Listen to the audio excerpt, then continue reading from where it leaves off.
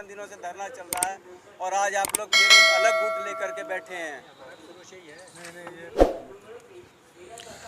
सभी फौजी भाइयों को राम राम और देशवासियों को जय हिंद।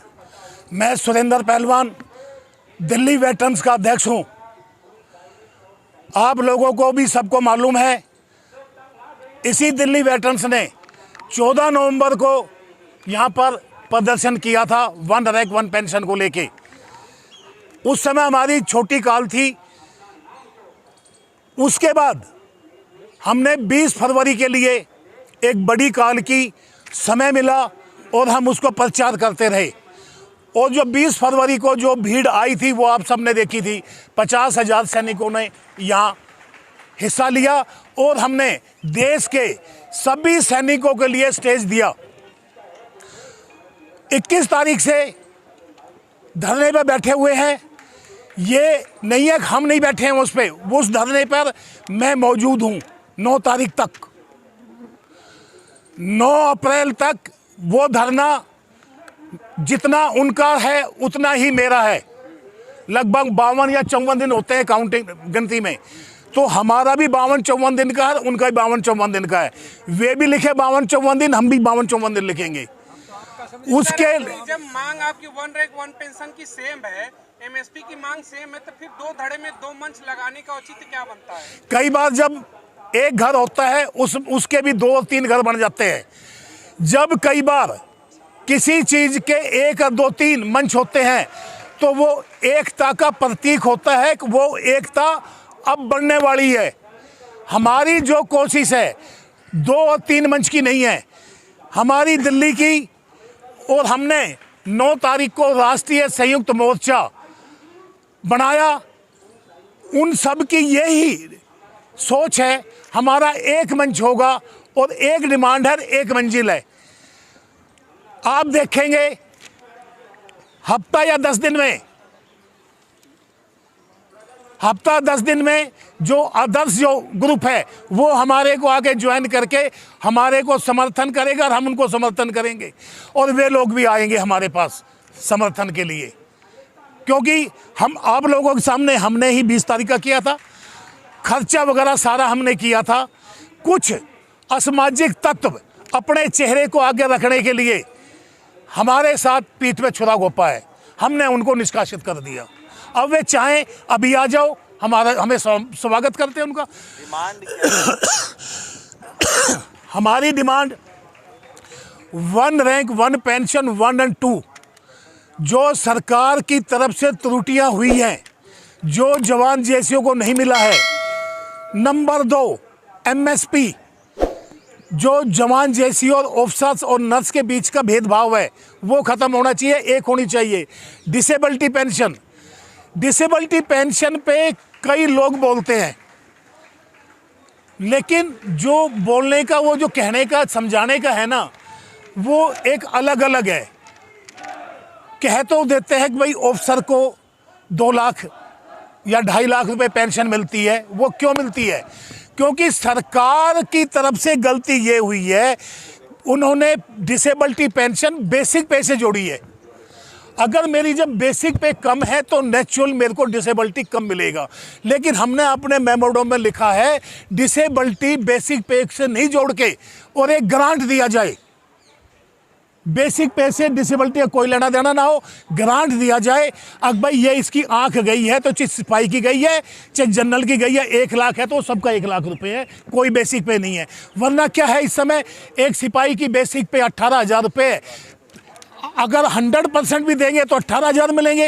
एक कर्नल के 1 लाख रुपए बेसिक है तो उसकी नेचुरल 1 लाख रुपए की कोई बेसिक से नहीं होगा। वो ग्रांट होगा जो एक होगा, 1 रुपया दो चाहे लाख रुपए दो, सिपाही से जनरल तक एक होगा, वो जो 100% डिसेबिलिटी है। ये हमारी डिमांड है। दूसरा, ये हमारी माता है, ये वीरांगना है, इनके हस्बैंड 1971 में INS खुकरी में जल समाधि में चले गए थे। इनकी पेंशन में जो त्रुटियां हैं, मैं अभी आज आपको गुणा के नहीं बताऊंगा, अगले उसमें बता दूंगा मैं 24 तारीख के उसमें।